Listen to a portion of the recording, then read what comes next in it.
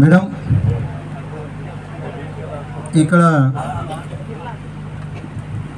ఈ యొక్క స్వామిపట్ల ఉన్నటువంటి ఈ క్వారీ గురించి మీకు ఒక 2 విషయాలు మీ దృష్టికి తీసుకురావాలని చెప్పి కోరుచున్నాం.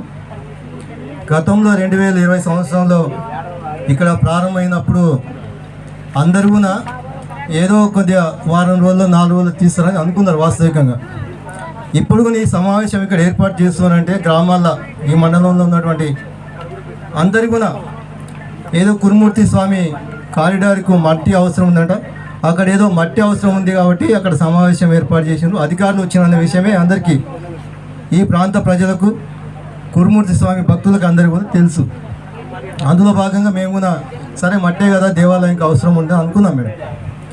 మేము 2020లో ప్రారంభమైనటువంటి ఈ క్వారీ చేయడం వల్ల ఇక్కడ చుట్టుముట్టు ఈ గ్రామ రైతులు, ఈ చుట్టుముట్టు ఉన్నటువంటి గ్రామ ప్రజలందరూ కూడా తీవ్ర భయాందోళనకు గురి కావాల్సి వచ్చింది.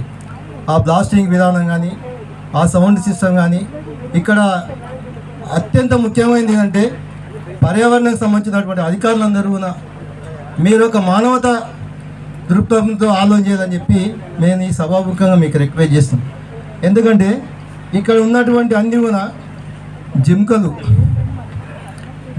నెమళ్ళు, దుప్పులు, ఆ బ్లాస్టింగ్ వల్ల అవన్నీ కూడా గ్రామాలకు వచ్చినాయి. అప్పట్లో గ్రామాల మీద పడితే అక్కడ ఆ ప్రజలందరూ కూడా మళ్ళీ దాన్ని తరిమితే మళ్ళీ గుట్టలకు రావడం, ఆ సప్లై బంద్ అయిన తర్వాత మళ్ళీ లోపల రావడం, ఆ సప్లై వచ్చినప్పుడల్లా మళ్ళీ బయటకు రావడం, ఇవన్నీ కూడా మేము అప్పట్లో పర్యావరణ శాఖ వారికి, తర్వాత మైనింగ్ వాళ్ళకు, జిల్లా కలెక్టర్ గారికి ఇస్తే అప్పుడున్నటువంటి కలెక్టర్ గారు సానుకూలంగా స్పందించి నిజంగా మాకు తెలియదు అక్కడ వన్యప్రాణాలు ఉన్నామనే విషయం వారు మాకు చెప్పడం జరిగింది.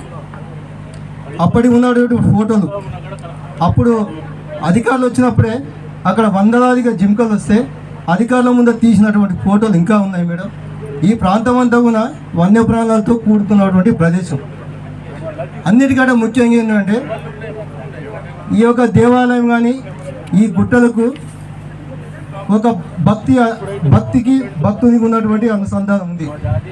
ఈ కురుమూర్తి స్వామికి సంబంధించి 7 కొండలు ఉన్నాయి మేడం. ఇక్కడ 7 కొండలతో కొలువైనటువంటి కురుమూర్తి స్వామి క్షేత్రంలో పరిసర ప్రాంతాల్లో ఎటువంటి ఈ యొక్క క్వారీలు కానీ పెట్టవద్దని చెప్పి ఇక్కడ భక్తుల యొక్క నమ్మకం. ఆ ఉద్దేశంతోనే అప్పుడు ఈ ప్రాంత ప్రజలందరూ ఉద్యమాలు చేస్తే